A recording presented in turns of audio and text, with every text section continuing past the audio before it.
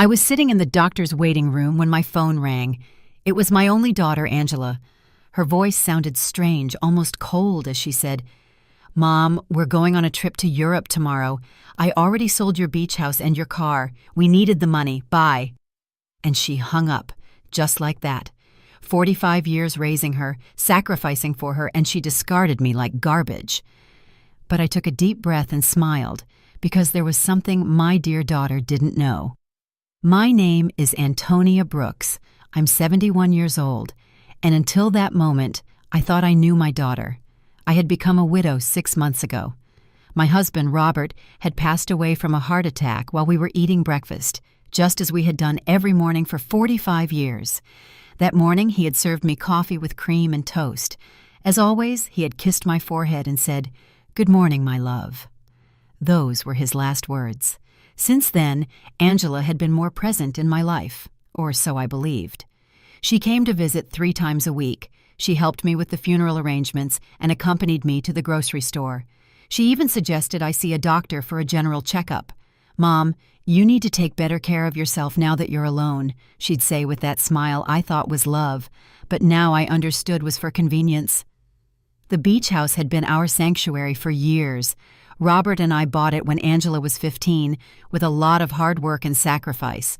Every summer we'd go there, building memories, celebrating birthdays and Christmases. Angela would bring her boyfriends, and later her husband, Edward. I would cook for everyone, clean, and do the laundry. It was our family tradition. I never thought she'd see it as just money. And the car, that old Ford pickup truck Robert cared for like his own child. He'd wash it every Sunday, change the oil religiously, and always park it in the same spot under the shade of the tree. Angela knew what that truck meant to me. It was the last thing I had left of him. His scent still lingered on the seats. When she hung up, I stayed there on that uncomfortable green plastic chair, surrounded by other sick people, and for the first time in months, I didn't cry. Something strange happened inside me, a calm I hadn't felt since Robert's death.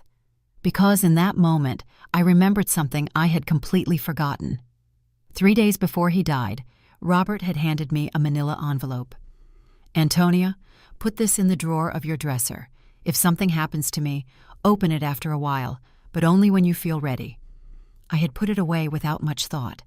After the funeral, with so much grief and so many arrangements, I simply forgot. But there it was, waiting for me at home. The nurse called me to go into the office. The doctor examined me and said I was in good health for my age, that I just needed to rest more and eat better. I nodded and smiled, but my mind was elsewhere. I was thinking about that envelope, about the coldness in Angela's voice, and how Edward was probably behind all of it. He had never liked me. He always saw me as a nuisance.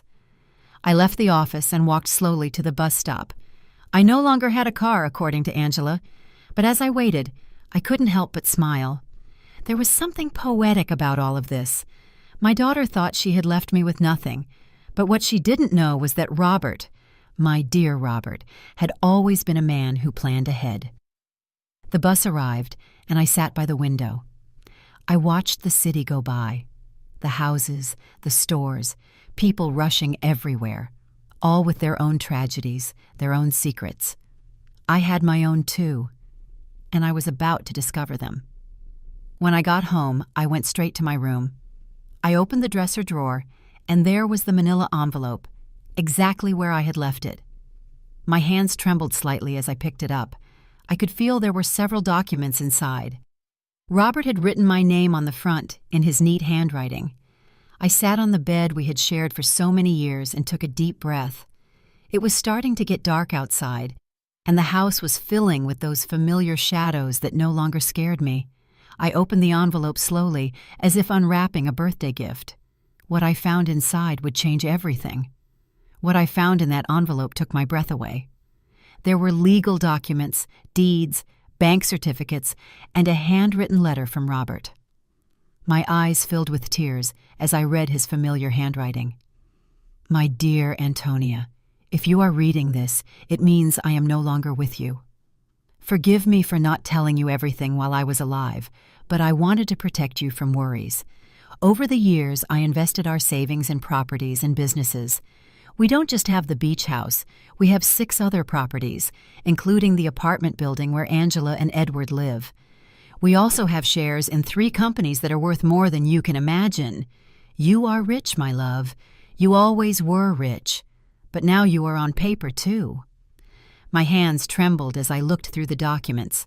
There were deeds to houses in different city neighborhoods, a downtown condo, a small motel on the coast, and indeed, the 20-story apartment building where my daughter lived. Robert had been the silent owner for the past 10 years, but had put everything in the name of a company I didn't know about. And according to the papers, I was the sole heiress of that company. There were also bank statements for accounts I never knew existed, with numbers that seemed unreal. Robert had been a bus driver for 40 years, but apparently he had also been a very smart investor. Every penny we saved, every sacrifice we made, he had multiplied in silence, and I never knew anything. In the letter, Robert explained that he had kept it all a secret because he didn't want me to worry about money or for Angela to know about our real financial situation. You know our daughter, Antonia. If she knew we had so much money, her attitude would change. I want her to love us for who we are, not what we have. What irony. Our daughter had left us thinking we had nothing, when in reality, we had everything. That night, I couldn't sleep. I walked around the house, touching the old furniture and the knickknacks Angela had always criticized for being outdated. I looked at the family photos on the wall, especially the one where she was 5 years old, sitting on Robert's lap and laughing. Where did that sweet little girl go? When did she become so cold, so calculating? The next day, early in the morning, the phone rang. It was Angela again. Her voice sounded different, softer, but I had already learned to be wary of those shifts in tone. Mom, how are you? I wanted to tell you we already transferred the money from the house and the car. We deposited your share into your account. It's not much, but it'll help you live for a few months while you look for something smaller. My share? I asked, keeping my voice calm. Yes, Mom. We obviously weren't going to leave you with nothing. We gave you 30%. That's fair, right? We need the money for our investment in Europe. Edward has an incredible business opportunity over there. 30% of my own things. How generous. I see, honey. And when do you leave? This afternoon. Our bags are already packed. We'll be gone for at least 6 months, maybe more if the business goes well. But don't worry, Mom. When we get back, we'll help you find a small apartment, something that fits your needs. Fits my needs, as if she knew what my needs were. Okay, Angela, have a safe trip. Oh, Mom, I knew you'd understand. You've always been so compassionate. We love you so much. And she hung up. I stood there with the phone in my hand, and for the first time in months, I laughed. I laughed like I hadn't since Robert died. The situation was so absurd, it was comical. My daughter had robbed me, kicked me out of my own house, talked to me with unbearable condescension, and all to fund a European adventure that would probably be a disaster. But what bothered me most wasn't the money. It was the ease with which she had discarded me. 45 years of my life dedicated to her, of sacrifice, of unconditional love, and she had erased me from her life with a 2-minute phone call. That was what truly hurt. I checked my bank account online. Sure enough, they had deposited an amount that probably seemed generous to them, but to me was a mockery. They had sold the beach house for much less than it was worth, likely because they needed the cash quickly, and they had sold Robert's truck for a pittance. That afternoon, from my window, I watched Angela and Edward load their suitcases into a cab. He was carrying 2 huge suitcases. She had a very expensive-looking carry-on bag. I watched them laugh, kiss, and make plans. They looked like 2 teenagers excited for an adventure. They never looked toward my window, never said goodbye. When the cab drove away, I sat in the kitchen with a cup of tea and Robert's documents spread out on the table. I had to make some decisions. I could call a lawyer, reclaim my properties, and get back everything they had taken. But something told me there was a better way to handle this, a more educational way. I called Mr. Peterson, the lawyer who had handled Robert's affairs. He had been at the funeral, had given me his condolences, and had told me to call if I ever needed anything. Well, now I needed him. Mrs. Brooks, it's good to hear from you. How are you? I'm doing well, Mr. Peterson. I need to see you urgently. I found some documents from Robert that I don't quite understand. Of course. You can come to my office tomorrow morning. I'll be there. That night, for the first time in months, I slept soundly. I dreamed of Robert. He was sitting in his favorite chair reading the newspaper, just like every morning, and when he saw me, he smiled and said, "It's about time, my love. It's about time you stood up for yourself." I woke up with a strange feeling. It wasn't exactly happiness, but it wasn't the sadness I had felt for so many months either. It was something like determination. For the first time since Robert's death, I had a clear purpose. I was going to get back what was mine, but not in the way Angela expected. The next morning, I got dressed with more care than usual. I put on my wine-colored dress, the one Robert always said made me look elegant. I fixed my hair and put on a little makeup, and when I looked in the mirror, I saw a woman I hadn't seen in a long time. I saw a strong woman. Mr. Peterson's office was downtown. It was an old but elegant building with marble floors and large windows. He greeted me with a warm smile, but when I showed him the documents, his expression changed completely. "Mrs. Brooks, This is much more than I imagined. Robert was a very smart man. Look, according to these papers, you are the owner of—" "I know, Mr. Peterson. I've already reviewed them. What I need to know is what I can do legally." Mr. Peterson explained that everything was in order, that the documents were legitimate, and that I was the rightful owner of all those properties. He also confirmed something I had already suspected. The sale of the beach house was illegal because Angela had no right to sell it. "We can get the house back immediately, Mrs. Brooks, and we can also proceed with legal action against your daughter for fraud." "No, Mr. Peterson. I don't want to proceed with legal action. I want to do this another way. I want everything to remain a secret for now. Can you help me?" He looked at me with curiosity, but he nodded. "Of course. You are my client. What do you need?"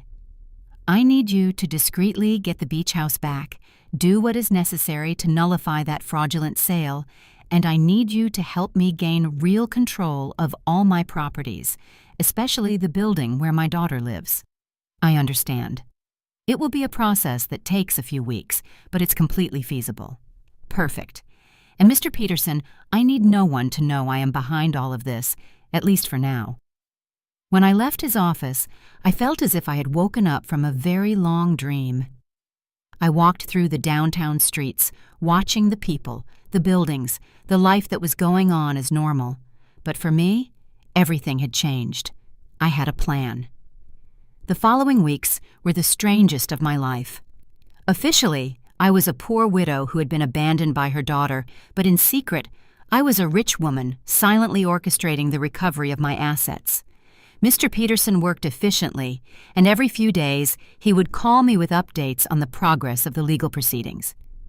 I decided to stay in my house for the time being. It was mine, after all, although Angela probably expected me to move into a single room. Every morning I would wake up, have breakfast at the same table where Robert and I had shared so many years, and then go for a walk in the neighborhood. The neighbors would greet me with that mix of pity and curiosity they reserve for recent widows. Aurora, my lifelong neighbor, came up to me one afternoon while I was watering the plants in the front. "Antonia, dear, is it true that Angela went to Europe and left you all alone?" "Yes, Aurora. She went with Edward. They have business plans over there." "And how are you going to live, sweetie? We all know Robert didn't leave much money." "If you only knew," I thought. "Don't worry, Aurora. I'll be fine." "Do you need anything? I can bring you some food, help you with groceries?" "You're very kind, but I'm fine, really." Aurora looked at me with that expression I knew well. It was the same look I had received after the funeral, compassion mixed with a little relief that it wasn't her tragedy. "Well, you know where to find me if you need anything." These conversations were constantly repeated. The butcher, the baker, the lady at the corner store, everyone spoke to me with that soft tone they use with the unfortunate, and I would nod, smile, and thank them for their concern, but inside, a part of me enjoyed this performance. It was like living a double life. Mr. Peterson called me one Wednesday morning. "Mrs. Brooks, I have good news. I was able to nullify the sale of the beach house. The buyers didn't know the sale was fraudulent, so they got their money back without any problems. The house is yours again." "Excellent, Mr. Peterson. And the building where Angela lives?" "That one is more complicated. Technically, you've always been the owner through the company, but we need to make some administrative changes so that you have direct control. That should take another 2 weeks." "Perfect. Keep me informed." After hanging up, I sat in the kitchen with my coffee and thought about Angela. She had been in Europe for 3 weeks, and I hadn't heard anything from her. Not a call, not a message, not even a postcard. To her, I had ceased to exist the moment she got the money she needed, but I knew that was going to change soon. I decided to visit the beach house.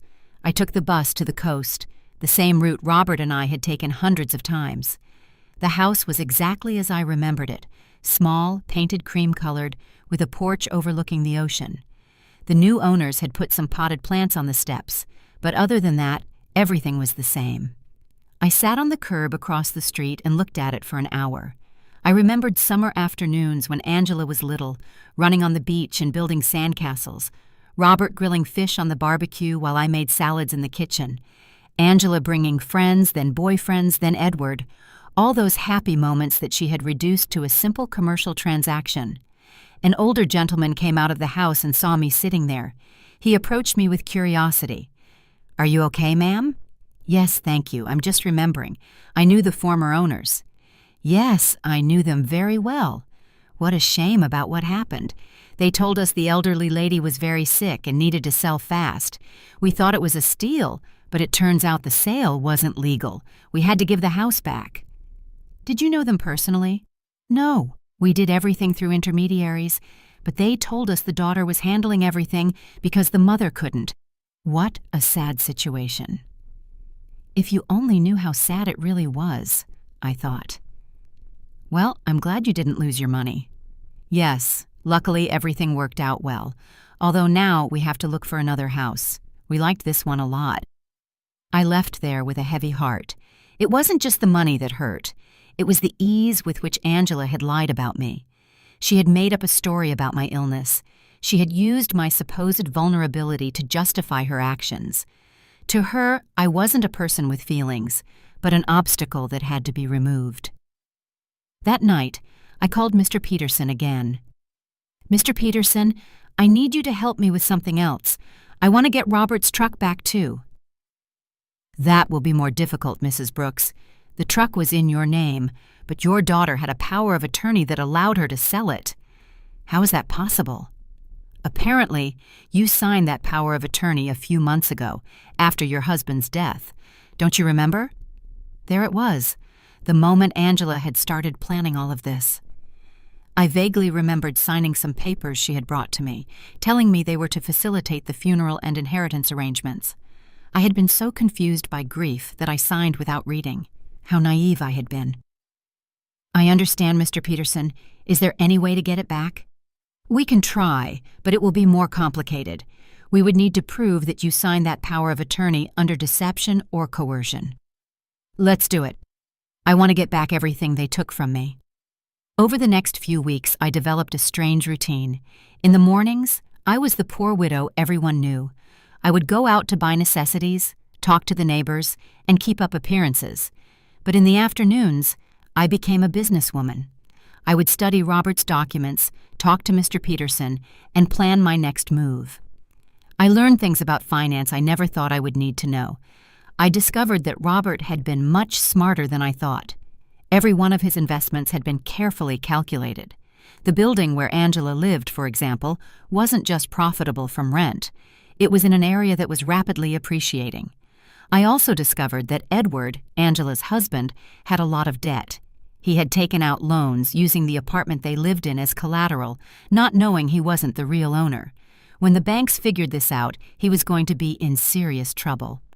Mr. Peterson called me one Friday with important news. "Mrs. Brooks, we've finished all the paperwork.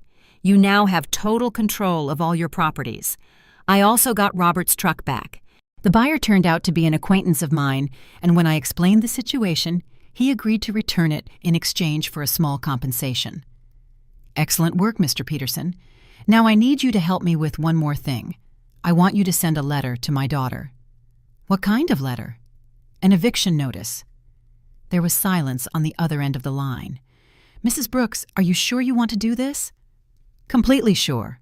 She decided I wasn't important in her life. Now she's going to find out how important I really am."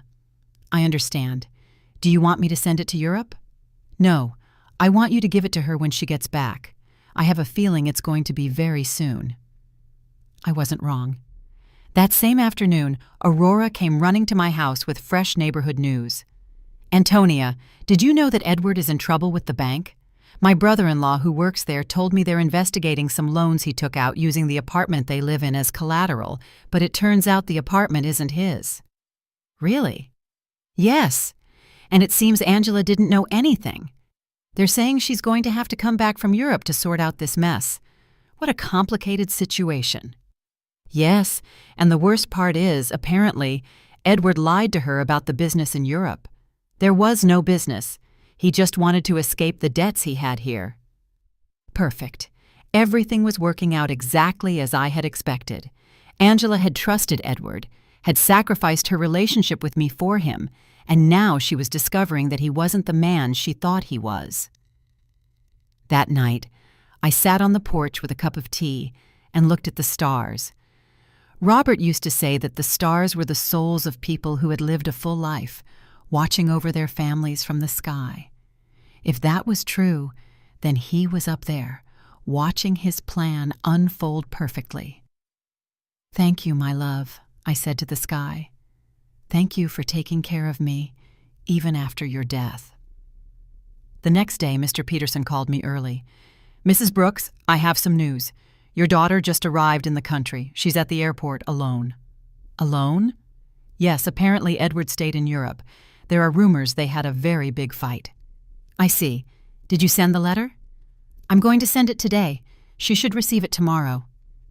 I hung up the phone and stood there in the kitchen, feeling a mix of nervousness and anticipation. After so many weeks of silent planning, the moment for the first real move had finally arrived. Angela was about to discover that her mother was not the defenseless victim she believed. Angela arrived at her apartment on Tuesday night. I knew this because Aurora, who seemed to have informants throughout the neighborhood, came to tell me the next day. "Antonia, your daughter came back last night. I saw her go in with one suitcase, but she looked terrible, pale, with dark circles under her eyes, as if she had been crying the whole flight. Alone, completely alone. And something strange, Antonia, when the doorman asked her for the keys, she didn't have them.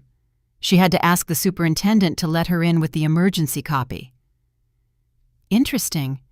Edward had the keys, which meant he had probably decided not to come back.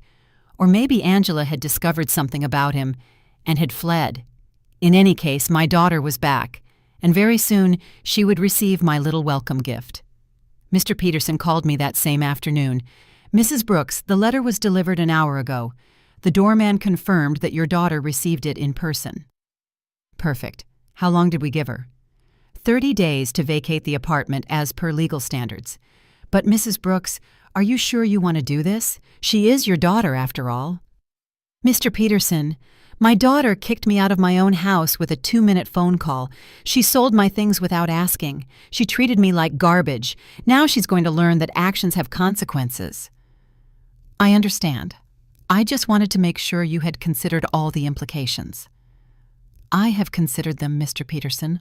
All of them." That night, I couldn't sleep.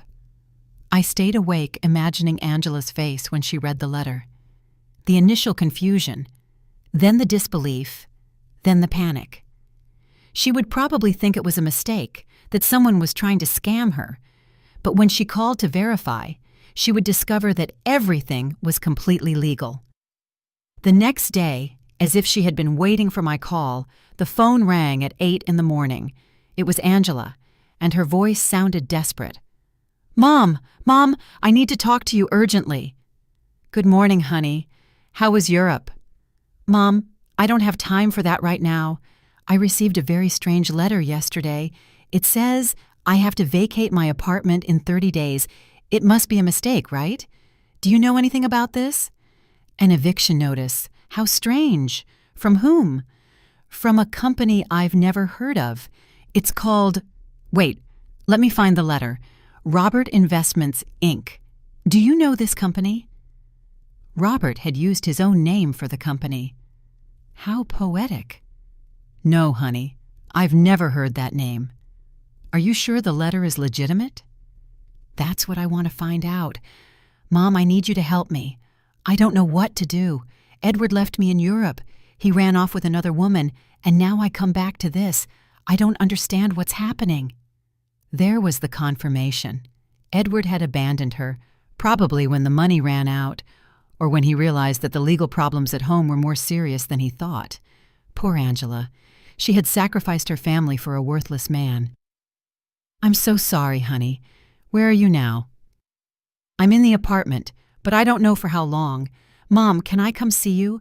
I need to talk to someone. I don't have anyone else." The irony was perfect. Now that she was left without the man for whom she had abandoned me, she remembered she had a mother. "Of course, honey. Come over whenever you want." "I'm on my way." I hung up the phone and looked at myself in the mirror. I had to be perfect for this performance. I put on my most conservative gray dress, tied my hair in a simple bun, and practiced my expression of a worried but resigned mother. When Angela arrived, she would see exactly what she expected to see: a poor, vulnerable widow who had been abandoned by her own daughter. Angela arrived an hour later. When I opened the door, I was surprised at how bad she looked. She had lost weight, had deep circles under her eyes, and her expensive clothes looked wrinkled and unkempt. Her eyes were red from crying. "Mom," she said, and for a moment I thought she was going to hug me, but she stopped, as if she suddenly remembered how things had ended between us. "Come in, honey. Do you want some coffee?" "Yes, please." We sat in the kitchen, at the same table where I had read Robert's documents weeks ago. Angela looked small in that chair, lost, just like when she was a child, and came to tell me about her school problems. "Mom, I'm so sorry for the way I left. I know I didn't treat you well." "It's in the past, honey." "No, it's not. I treated you badly. I said horrible things, and now—" her voice broke— "now I have no one." "What happened with Edward?" "He left with a 25-year-old hotel waitress in Paris. It turns out there was never any business in Europe. It was all a lie. He just wanted to escape the debts he had here and use the money from the sale of your house to fund his adventure." "All the debts?" "Yes, Mom, so many debts. It seems he had been taking out loans for years, using the apartment we lived in as collateral. But now I find out he wasn't the owner of the apartment." "How is that possible?" Here was my opportunity. "I don't know, honey. Property matters are very complicated. The problem is that now the banks are coming after me for his debts. They say since we were married, I'm also responsible. And on top of that, this eviction notice. Mom, I don't know what to do. I don't have money. I don't have a job. I don't have anywhere to live." She started to cry, real tears of genuine desperation, and for a moment, my mother's heart softened. I wanted to hug her, console her, tell her everything would be okay. But then I remembered the coldness in her voice when she called me from the doctor's office, the ease with which she had discarded me, the way she had talked to me as if I were a burden. "Did you talk to a lawyer about the letter?" "I don't have money for a lawyer, Mom. We spent all the money in Europe. Edward took what little was left when he ran off with that woman." "So what are you going to do?" "I don't know. I thought maybe I could stay with you for a while, just until I find a job and can get a small place to live." There was the question I had been waiting for. After kicking me out of my own house, after selling my things, after treating me like garbage, she now wanted me to rescue her. She wanted the poor widow she had created to save her from the consequences of her own actions. "Of course, honey. This will always be your home." Angela looked at me with surprise, as if she hadn't expected it to be so easy. "Really, Mom, after everything that happened?" "You are my daughter, Angela. That will never change." She got up, and this time she hugged me. It was a desperate hug, from someone drowning and clinging to the only thing they can find. I hugged her back too, but not with the unconditional love from before. Now there was calculation in my embrace. Strategy. "Thank you, Mom. I promise I'll find a job soon. I won't be a burden." "Don't worry about that now. Rest, recover, and then we'll see what your options are." Angela left that afternoon to get some things from her apartment. I stayed in the kitchen, thinking about how easy it had been. She had come to me exactly as I had planned, broken, desperate, with no options, and best of all, she suspected nothing. To her, I was still the poor, abandoned mother who needed her compassion. But this was only the first part of my plan. Having her live with me would give me the perfect opportunity for the next phase. I was going to let her settle in, feel safe, and believe she had found a refuge in my house. And then, when she least expected it, I was going to teach her the difference between being poor by choice and being poor by consequence. That night, I called Mr. Peterson. "Mr. Peterson, I need you to do something else for me." "Tell me, Mrs. Brooks." "I want you to investigate Edward's debts. I want to know exactly how much he owes, to whom, and what legal options I have to separate them from my daughter." "That will take time, but it's feasible." "Perfect. And Mr. Peterson, I want you to keep this in absolute secret. No one can know I am behind this investigation." "Of course, Mrs. Brooks. May I ask what your final plan is?" "My plan, Mr. Peterson, is very simple. I'm going to save my daughter, but first, she has to understand what it truly means to hit rock bottom." When I hung up, I poured myself a glass of the wine Robert had been saving for special occasions. It had been a long time since I'd had a special occasion like this one. The game had begun, and for the first time in months, I had all the good cards in my hand. Angela moved into my house the next day. She arrived with 2 suitcases and a cardboard box, all that was left of her previous life. I watched her unpack in her old room, the same one she had slept in during her teenage years, and I could see the humiliation in every one of her movements. She had gone from living in a luxury condo to taking refuge in her childhood bedroom. "Mom, I found this in the apartment," she said, showing me a manila envelope. "It was among Edward's things. It has your name on it." It was another one of Robert's envelopes. My heart sped up, but I kept my composure. "My name? How strange." "Yes, look." She showed me the envelope. Indeed, it had my name written on it in Robert's handwriting, but this envelope was different from the one I had found in my dresser. This one was smaller, newer. "Maybe Edward found it among Dad's things when he died and forgot to give it to me," Angela said. "It's possible. Can I see it?" I opened the envelope in her presence. Inside was a short letter and a small key. The letter said, "Antonia, if you are reading this after having received the main envelope, it means our daughter is going through a difficult time. This key opens a safety deposit box at the Central Bank, downtown branch. The number is 247. There is something there that can help you help her, but use it wisely. With eternal love, Robert." Angela read the letter over my shoulder. A safety deposit box? Dad had a safety deposit box? I had no idea. "I didn't either," I lied. "Your father never told me about this. Do you think we should go see what's in there?" "I don't know, honey. Maybe it's better to leave things as they are." "But, Mom, maybe there's something important in there, documents, or, I don't know, maybe something valuable that can help us." The desperation in her voice was palpable. Angela was clinging to any possibility of finding a way out of her situation, and I was going to let her cling a little longer before I showed her the complete reality. "Okay," I said after a calculated pause. "We can go tomorrow." That night, Angela and I had dinner together for the first time in months. She had cooked, trying to be useful, but the food tasted of guilt and desperation. She told me more details about what had happened in Europe, and each story was worse than the last. Edward lied about everything, Mom, not just the business, but the debts, too. I thought he only owed a little bit of money, but it turns out he owes over $100,000. And the worst part is, he used my name for some of the loans without me knowing. How is that possible? He forged my signature. When I married him, I gave him some documents to handle the banking for our joint account. I never thought he'd use them for this. Do you have any way to prove you didn't know? I don't know. It's all so complicated. The banks say that since we were married, I'm responsible for all his debts anyway. And the divorce? I don't even know where Edward is now. He just disappeared. His phone is disconnected. He doesn't answer emails. Nothing. It's as if he vanished. Perfect. Edward had run away like the rat he had always been, leaving Angela to face the consequences of her actions alone.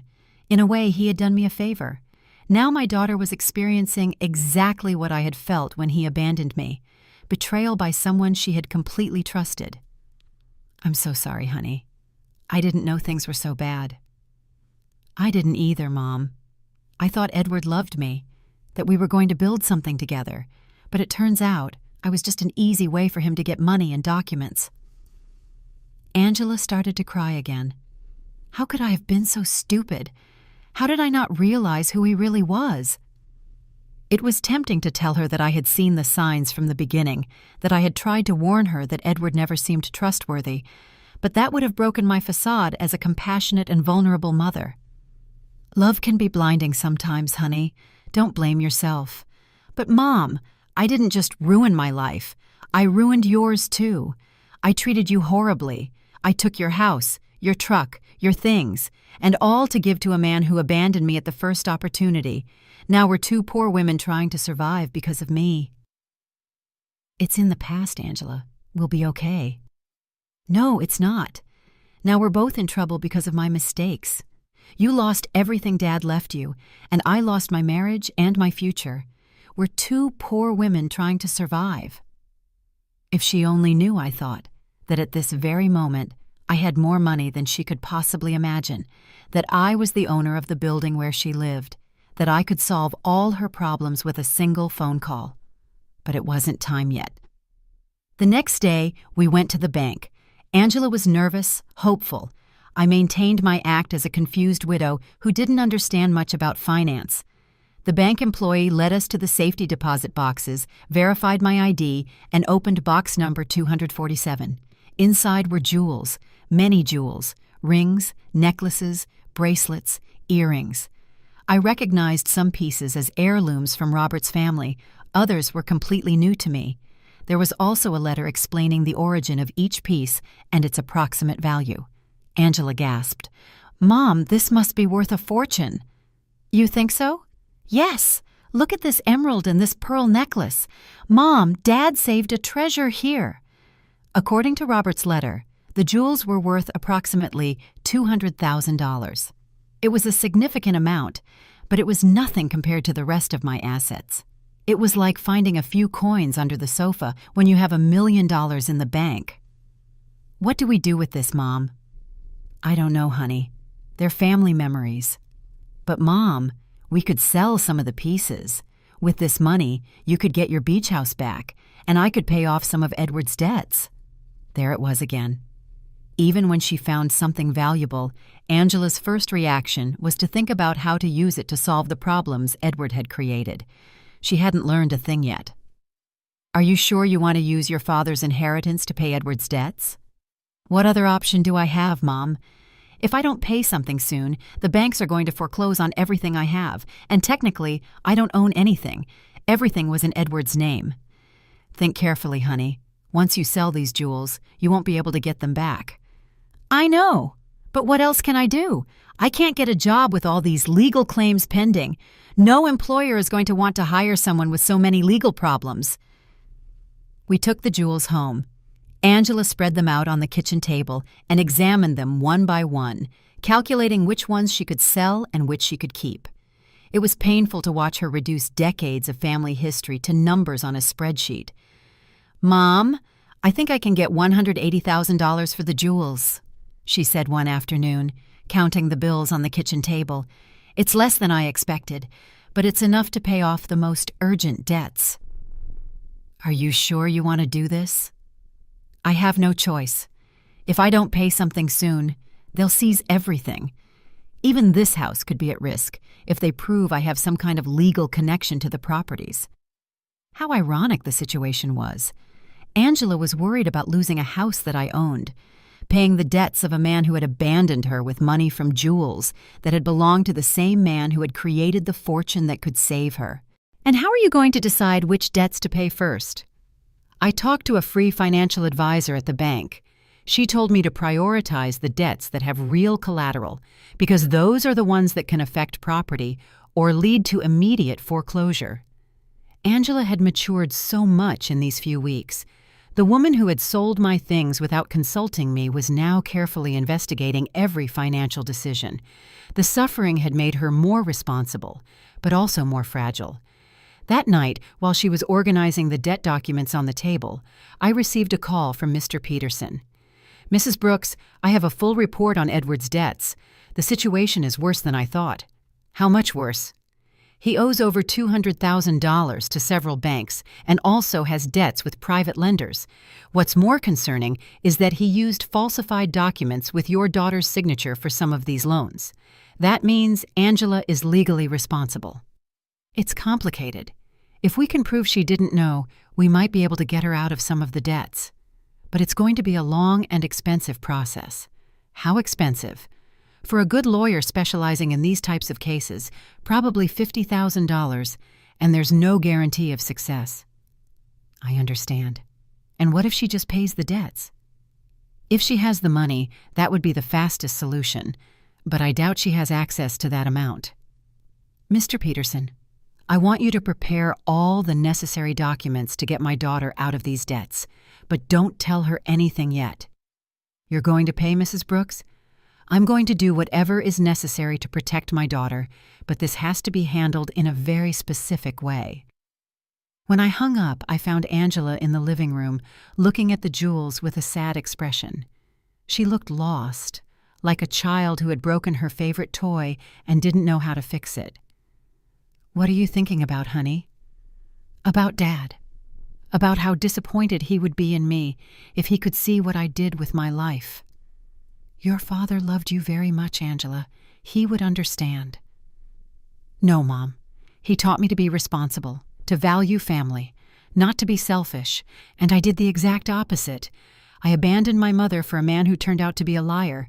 I sold my family's memories for money. I ruined everything he built. For the first time since she had returned, I heard a genuine regret in her voice. It wasn't just lamenting the consequences of her actions, but a true acknowledgement that she had done something morally wrong. People make mistakes, honey. The important thing is to learn from them. But how do I learn from this, Mom? How do I fix the damage I've done? There was the question I had been waiting for. Angela was finally ready to face the truth about her actions and their consequences. But it wasn't yet time to reveal my final card. First, I had to let her hit rock bottom completely. The next few days were crucial for my plan. Angela decided to sell most of the jewels, keeping only the engagement ring Robert had given me and a small necklace that had belonged to her grandmother. I watched her prepare to go to the jewelry stores, research prices, and negotiate with buyers.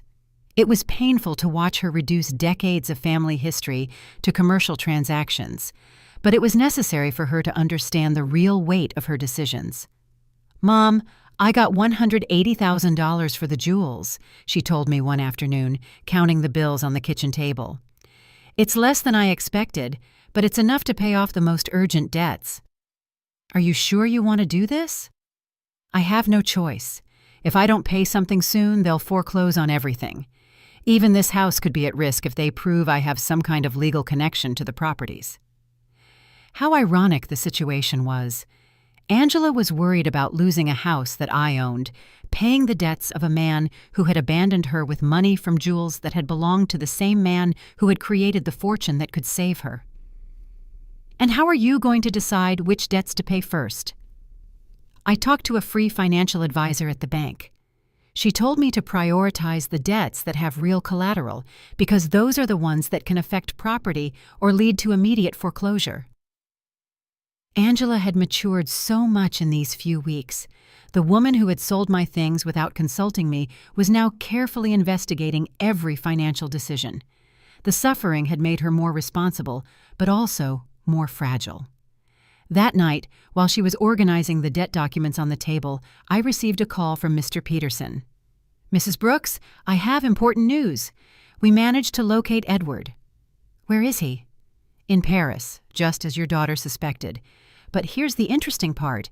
He's trying to get French residency through a fake marriage with that young woman your daughter mentioned." "A fake marriage?" "Yes. Apparently the girl needs papers and he needs a way to stay in Europe without being deported. But the most important thing is that we found evidence that he deliberately falsified your daughter's documents with the intention of fleeing the country. That means Angela can get out of the debts." "With this evidence, yes. We can prove fraud and coercion. Your daughter won't have to pay anything for what Edward did behind her back." It was perfect. I had a way to save Angela from all her debts legally, without her suspecting that I had the money to do it. "Mr. Peterson, I want you to start the legal process immediately. Don't tell my daughter anything yet. I want the process to be completely finished before I tell her. I don't want to give her false hope." "Understood. This will take about 3 weeks, maybe a month." "Perfect." When I hung up, Angela looked at me with curiosity. "Who was that, Mom?" "A lady who was asking about Mrs. Davis, our neighbor on the corner. She had the wrong number." Lying had become easy. Every day that passed, I felt more comfortable with this double life I was leading. On one hand, I was the poor, abandoned mother Angela believed me to be. On the other, I was a wealthy woman, silently orchestrating my daughter's salvation and education. Over the next 2 weeks, I watched Angela struggle with decisions she never had to make. How to stretch money for food, how to negotiate with creditors, how to look for a job when your credit history is ruined. It was a cruel but necessary education. "Mom, I went to 3 job interviews today," she told me one evening, coming home with swollen feet and a tired face. 2 of them told me they can't hire me because of the pending legal problems. The third one offered me a part-time job cleaning offices at night. "Are you going to take it?" "I have no choice. It pays very little, but it's better than nothing, and I can work at night so I can keep looking for something better during the day." Seeing my daughter, who had lived a comfortable life for over 40 years, preparing to clean offices at night broke my heart, but it also filled me with pride. She was finally facing reality without expecting someone else to solve her problems. "Are you sure you can handle so much physical work?" "I'll have to learn. I can't keep being a burden to you, Mom. It's bad enough that you're letting me live here for free." "This is your home, Angela." "No, Mom. This is your home, and I'm here because of your generosity, but I'm not going to take advantage of it forever." One night, while Angela was on her first cleaning shift, Aurora came to visit. She sat in the kitchen with me, drinking tea and looking at the family photos on the walls. "Antonia, I have to ask you something. Did you know Angela was going to come back in these conditions?" "What do you mean?" "Well, when she left, she seemed so sure of herself, so arrogant. She talked about the great life she was going to have in Europe, about how successful Edward was, and now she's back, completely broken, working a cleaning job, living with you again. Life takes many turns, Aurora." "Yes, but there's something else. I've been watching Angela these days, and she looks different. Not just sad, but humble, as if she learned something important." Aurora had always been very perceptive. "What do you think she learned?" "I think she learned the value of the things she had taken for granted, like having a mother who loves her unconditionally." "Maybe, Aurora. Can I tell you something? When Angela left and treated you so badly, many of us thought you would never forgive her. But here you are, taking care of her again, giving her a home when she has nowhere to go. She's my daughter, Aurora." "Yes, but not every mother would do what you're doing, especially after being treated the way you were treated." If Aurora only knew the complete truth, that I had the power to solve all of Angela's problems, but was choosing to let her suffer a little longer so she would learn the full lesson. "Do you think I'm doing the right thing?" "I think you're doing what a good mother would do. But I also think Angela needs to fully understand what she lost when she abandoned you. What do you mean? I think she needs to value you not just as the mother who rescues her when she's in trouble, but as the strong woman who built a stable life for 45 years. She needs to respect you, not just need you. Aurora had hit the nail on the head. That was exactly the point of my entire plan. I didn't want Angela to come back to me out of desperation. I wanted her to come back out of genuine respect and mature love. And how do you think that can happen? I think it's already happening. I've seen her these past few days, Antonia. The way she talks to you now is completely different. She's no longer the daughter who gives you orders or treats you like a burden. Now she's a grown woman who is genuinely grateful to have a mother like you. That night, when Angela returned from her job, I saw her arrive tired, but with a new dignity. She had earned those few dollars with her own effort, and that meant something to her.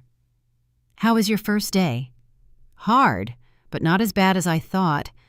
The other ladies who work there helped me a lot. One of them, Mrs. Johnson, taught me tricks to clean more efficiently. Mrs. Johnson? Yes. She's 60 years old and has been cleaning offices for 20 years. She told me she started after her husband left her with 3 small children. She says it's not the job she dreamed of, but that it gave her independence and dignity. She sounds like a wise woman. She is. She said something that made me think a lot. She told me there are 2 types of people who end up doing this job. The ones who are there because they never had opportunities, and the ones who are there because they ruined the opportunities they did have. She asked me which group I was in. And what did you tell her? I told her the truth, that I had all the opportunities in the world, a family that loved me, a stable home, an inheritance, and that I ruined it all by following a worthless man. What did she say? She laughed and said, "Well, honey, then at least you know exactly why you're here. That puts you 1 step ahead of most people." Angela poured herself a glass of water and sat with me at the table. "Mom, I want you to know something. These past few weeks have been the hardest of my life, but also the most important." "Why?" "Because I finally understand what really matters. It's not money. It's not living in the most luxurious apartment. It's not impressing people. It's having people who genuinely love you, who are there when everything falls apart." "Angela, no, let me finish. You have every right to hate me for what I did to you. I abandoned you when you needed me most. I took everything Dad left you. I treated you as if you were a nuisance. And now I'm here again, expecting you to forgive me and take care of me. I already forgave you, honey. But I haven't forgiven myself. And I won't until I prove that I've truly changed, that I've learned from my mistakes."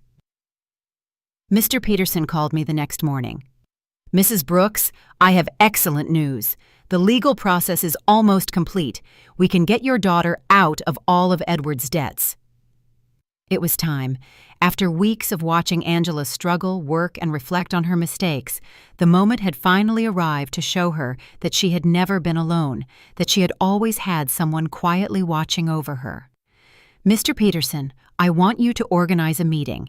It's time for my daughter to know the whole truth."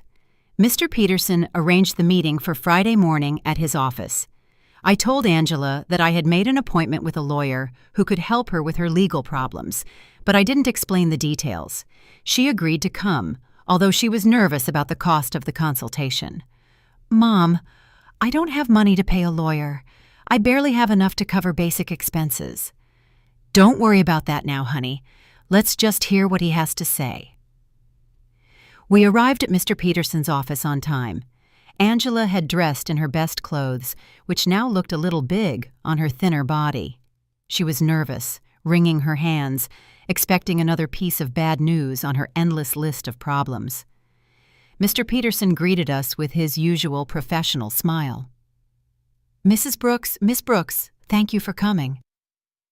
"Thank you for seeing us," Angela replied, "although I should warn you that my financial situation is very complicated and I probably can't afford high fees." "That's exactly what we're going to talk about," Mr. Peterson said, exchanging a look with me. But first, I need you to review these documents." Mr. Peterson handed Angela a thick folder. She opened it and began to read, her expression gradually changing from confusion to surprise. "I don't understand. These documents say that Edward forged my signature, that there is evidence of fraud, that I am not responsible for the debts." "That's right. We have been investigating your case for the past few weeks.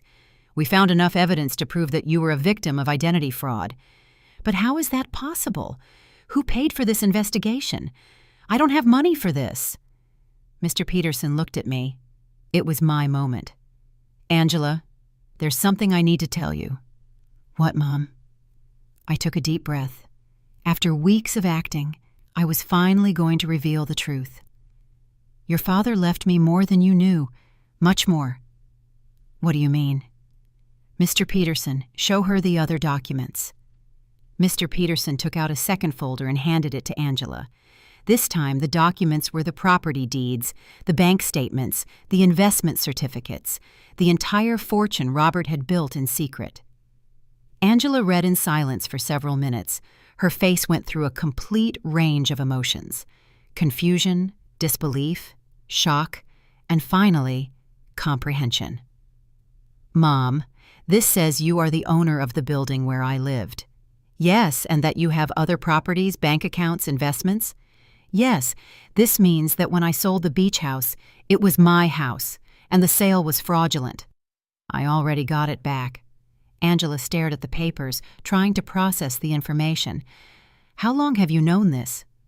"Since the day you called me from the doctor's office." "You knew all this when I came back from Europe asking for help?" "Yes." "You knew you could solve all my problems when you saw me crying every night?" "Yes." There was a long, tense silence. Angela closed the folders and looked directly into my eyes. "Why, Mom? Why did you let me suffer when you could have helped me?" This was the question I had been waiting for weeks. "Because you needed to learn something you couldn't learn any other way." "What?" "You needed to learn the value of the things you had lost, the value of family, of respect, of responsibility. When you abandoned me, it wasn't just money you took from me. It was dignity, it was love, it was trust." Angela started to cry, but they weren't tears of self-pity, like the ones she had shed during these weeks. They were tears of deep understanding. "I abandoned you when you needed me most." "Yes." "I treated you like garbage." "Yes." "And you saved me anyway." "Yes, but not in the way you expected. I didn't save you by giving you money so you could keep making the same mistakes. I saved you by letting you hit rock bottom so you could learn to save yourself." Mr. Peterson discreetly intervened. "Miss Brooks, your mother has paid all the legal expenses to free you from Edward's debts. She has also recovered all the properties that were sold fraudulently. You are completely free of legal problems." "And the cleaning job I got?" "You can quit if you want," I said, "but I hope you don't." "Why?" "Because that job is teaching you something you never learned when everything was easy. It's teaching you the value of your own effort, the dignity of honest work, the importance of valuing every dollar you earn." Angela wiped her tears and looked at me with an expression I hadn't seen in years. It wasn't the look of a daughter who needs her mother, but the look of a grown woman who respects another woman. "Do you forgive me, Mom?" "I forgave you a long time ago, honey. The question is, can you forgive yourself?" "I don't know if I can. I did unforgivable things." "People make mistakes, Angela. The important thing is what we do after we recognize those mistakes." Mr. Peterson left us alone in his office for a few minutes. Angela and I sat in silence, processing everything that had happened. "Mom, I want you to know something. Even if you didn't have all this money, even if you were really the poor widow I thought you were, I would have learned the same lesson." "What lesson?" "That there is nothing more valuable than having someone who loves you unconditionally. During these past few weeks, the only thing that kept me sane was knowing I had a home with you, that no matter how much I had ruined my life, you were still my mother. That will never change, Angela." "I know, but I also know that I can never take that love for granted again. I have to earn it every day, with respect, with gratitude, with actions, not just words. We left Mr. Peterson's office with a completely new relationship. We were no longer mother and daughter united by blood and habit. We were two grown women who had chosen each other after going through the most difficult test imaginable. The following weeks were about rebuilding, but not the kind Angela expected. Even though she now knew I had enough resources to solve all her problems, she decided to keep her night cleaning job. "Mom, I need to finish what I started," she told me one afternoon as she was getting ready for work. "I can't just go back to a comfortable life as if nothing happened." "Are you sure? You don't have to punish yourself forever." "It's not a punishment. It's a way of remembering who I was and who I want to be now." I watched her put on her work uniform, something unthinkable a few months ago when she lived in the luxury condo with Edward. But there was something different in her posture, in the way she moved. She was no longer the broken woman who had arrived crying at my door. She was someone who had found dignity in honest work. Aurora came to visit me that afternoon, as she had done every few days since Angela had returned. "Antonia, there are some very strange rumors going around the neighborhood." "What kind of rumors?" "People are saying that you're not as poor as we all thought. Someone saw Angela leaving a very elegant lawyer's office downtown, and then they saw her paying off all her debts at the bank. People talk a lot, Aurora." "Yes, but they're also saying you got your beach house back and that somehow you managed to solve all of Angela's legal problems. That costs a lot of money, Antonia." Aurora knew me too well to fool her for long. "What do you want to know exactly?" "I want to know if my friend of 40 years has been lying to me about her situation." I poured myself a cup of tea and sat across from her. It was time to be honest with someone else. "Robert left me more than anyone knew, Aurora. Much more." "How much more?" "Enough so that Angela and I never have to worry about money again." Aurora was silent for a moment, processing the information. "And why did you pretend to be poor all these months?" "Because I needed Angela to learn something she couldn't learn any other way." I told her the whole story: Angela's cruel phone call, my plan of silent revenge, the weeks of watching her hit rock bottom, and finally, the revelation in Mr. Peterson's office. "Antonia, that is brilliant and terrible at the same time." "Terrible?" "Yes, because you let your own daughter suffer when you could have helped her immediately. But also brilliant, because I understand why you did it." "You do?" "Yes. Angela needed to learn the value of the things she had lost. If you had simply given her money to solve her problems, she would have learned that there's always someone who will rescue her from the consequences of her bad decisions." "Exactly. But Antonia, didn't it hurt you to see her suffer?" "Every day. Every night I saw her crying. Every morning I saw her get up to go to work, tired and defeated. But I knew that if I rescued her too soon, she wouldn't have learned the full lesson." "And do you think she learned it?" "Look for yourself. Angela knows that she now has access to enough money to live comfortably, but she chose to keep her job. She knows she can move to a better place, but she decided to stay here with me. She knows she doesn't have to worry about the debts, but she's using her own savings to help other women in similar situations." "She's helping other women?" "Yes. She became friends with the ladies she works with, and is using some of the money she earned cleaning offices to help a coworker who is having trouble paying for her son's daycare." Aurora smiled. "That's not the Angela who went to Europe." "No, she's not. This Angela understands that money is a tool, not a goal. She understands that dignity comes from work and respect, not from material possessions." That night, when Angela returned from work, she found me reading in the living room. "Mom, I have to tell you something. Today, Mrs. Johnson asked me if I was the daughter of the rich lady from the north side of town." "What did you tell her?" "I said yes, that you have enough money for me not to have to work." "And do you know what she asked me next?" "What?" "She asked me why I was still working. So I explained that it was because I need to prove to myself that I can stand on my own 2 feet. "And what did she say?" She laughed and said, "Honey, that's the difference between being rich and acting rich. Your mom taught you how to be truly rich. Mrs. Johnson is very wise. She is.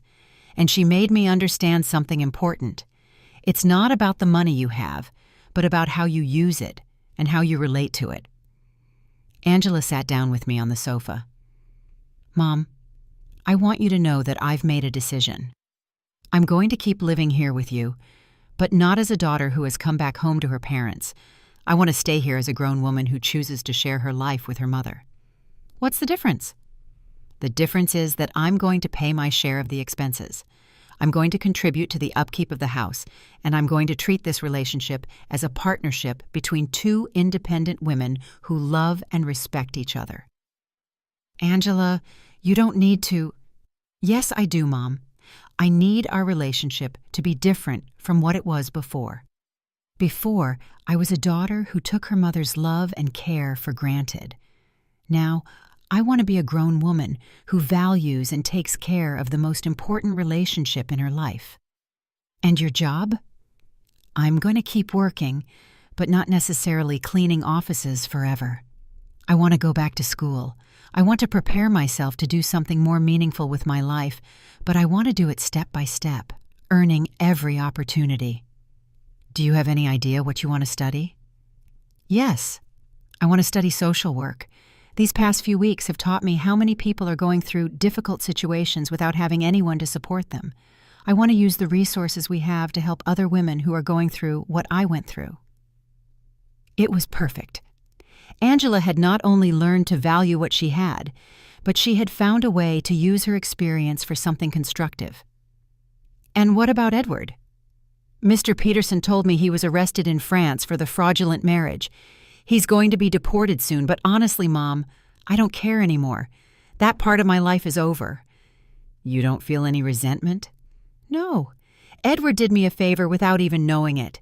If he hadn't abandoned and betrayed me, I never would have hit rock bottom. And if I had never hit rock bottom, I never would have learned to truly value what I have. That night, for the first time in months, I went to bed completely at peace. My plan had worked perfectly. Angela had not only learned the lessons she needed to learn, but she had emerged from the experience as a stronger, wiser, and more compassionate person. Robert would have been so proud.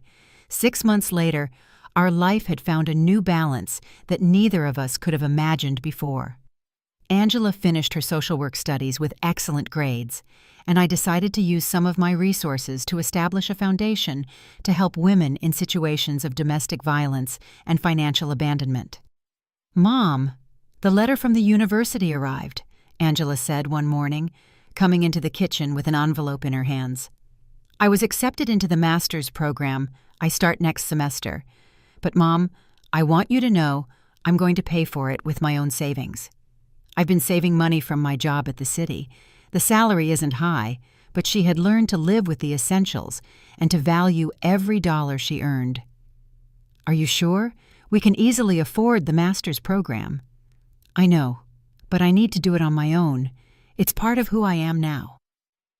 Aurora came to visit that afternoon, as she had done every Friday for the past few months. She had become a confidant to both of us, watching our transformation with fascination. Antonia, I have to confess something, she said, pouring herself a second cup of tea. At first, I thought you were very cruel to Angela. And what do you think now? Now I think you were the wisest mother I've ever known. Look at your daughter. Really look at her. It was true. The Angela who was in the living room studying for her exams was completely different from the one who had left for Europe months ago. This Angela had a serenity that came from within, a confidence that was based on her own achievements, not on material possessions. Did you know I saw Angela at the grocery store yesterday, buying vegetables for a family she's helping through her job? She hadn't told me, and when I asked her why she was using her own money instead of the government budget, she told me that some things can't be measured in official budgets. That night, Angela and I had dinner on the porch, something that had become a tradition. It was our time to talk about the day, plan for the future, and simply enjoy each other's company. Mom, I received a very strange letter today, she said, cutting her salad. From whom? From Edward. My muscles tensed. Edward? He wrote to you? From where? From prison in France. Apparently he was sentenced to 2 years for marriage fraud. In the letter, he says he regrets everything he did and wants to ask for my forgiveness. And how do you feel about it? Honestly, I don't feel anything. No anger, no sadness, no desire for revenge. It's as if that part of my life happened decades ago, not months ago. Are you going to write back? No. Not because I hate him, but because there's nothing to say. That Angela who married him no longer exists. This Angela has nothing to talk to him about. I was impressed by the maturity in her voice. The woman sitting across from me had developed an inner strength that came from hitting rock bottom and getting up on her own. Do you know what this whole experience taught me, Mom? What? That true love isn't the one that tells you what you want to hear. True love is the one that teaches you what you need to learn, even when it hurts. It's a difficult lesson to learn, but it's a necessary one. Edward told me what I wanted to hear. He made me feel special. He convinced me that I deserved a life of luxury without effort. You taught me that true wealth comes from hard work, respect, and genuine relationships. That night, after Angela went to her room to study, I sat on the porch alone, looking at the stars and thinking about Robert. I had promised him I would take care of our daughter, and I finally felt I had fulfilled that promise in the right way. I hadn't taken care of her by giving her money when she needed it. I had taken care of her by teaching her to take care of herself. I hadn't saved her by solving her problems. I had saved her by allowing her to learn to solve them on her own. The next day was Sunday, and we had planned to visit the beach house together for the first time since I had gotten it back. Angela hadn't wanted to go before, saying she needed time to process everything that had happened. "Are you ready?" I asked her as we got into the truck. "I think so." The trip was silent, but comfortable. When we arrived, Angela stood for a moment in the truck, looking at the house where we had spent so many family summers. "It looks exactly the same," she said finally. "Some things don't change, but others do. I am not the same person who sold this house." We went in together. The house was clean and tidy, exactly as Robert and I had kept it for years. Angela walked through each room, touching the furniture and looking at the family photos that hung on the walls. "Mom, I want to apologize." "You already apologized, honey." "No. I want to apologize specifically for this house, not just for selling it, but for reducing all our family memories to a commercial transaction. It's forgiven. This house represents 40 years of family summers, of birthdays, of Christmases. Dad built that porch with his own hands. You planted that garden. I learned to swim at that beach, and I turned it all into money to fund the adventure of a worthless man." She sat on the sofa where Robert used to read on Sunday mornings. "Do you know what hurts me the most?" "What?" "That when I sold it, I didn't feel anything. It was just another property. Now, being here again, I can feel Dad in every corner. I can hear his laughter, smell his morning coffee, see his reading glasses on the table. He is here, Angela. He has always been here. I know. And I also know that he is proud of how you handled all of this." We spent the whole day at the house, cooking together, cleaning, and fixing small details. It was like a ritual of reconnection, not just with the place, but with the values that place represented. When the sun began to set, we sat on the porch Robert had built, looking at the ocean. "Mom, I have a proposal." "What is it?" "I want us to turn this house into a temporary shelter for women who are leaving situations of domestic violence, a place where they can stay while they rebuild their lives." It was the perfect proposal. Robert would have loved the idea that his beach house would serve to help other families. "I think that's a beautiful idea, honey. We can use some of the foundation's resources to maintain it, and I can oversee the program through my job." "Are you sure you want to turn our family sanctuary into that, Mom?" "The best sanctuaries are the ones that are shared. Dad always said that a house isn't truly a home until it opens its doors to other people who need love." He was right. Robert had always been generous with our home, inviting relatives, friends, and neighbors who needed a place to stay. We returned home that night with a new project and a completely renewed relationship. We were no longer mother and daughter united by obligation or need. We were two women who had consciously chosen to build a life together based on love, respect, and a common purpose. That night, before falling asleep, I spoke to Robert in silence. We did it, my love. Our daughter finally understood what truly matters. And for the first time since his death, I felt he answered me. I always knew you would. You're both stronger than you think. Justice had arrived not as revenge, but as education, not as punishment, but as transformation. And in the end, we had both gained something much more valuable than money. We had gained an authentic relationship built on a solid foundation that no future crisis could destroy. Did you like my story, and which city are you listening from? Let's meet in the comments. If you liked the story, you can support me by sending a super thanks so I can keep bringing more stories like this. Thank you so much for your sweet support. I'm looking forward to your comments on the story. On the screen, you can see 2 new life stories that I highly recommend. There's so much more on my channel. Don't forget to subscribe. See you in the next life story with love and respect.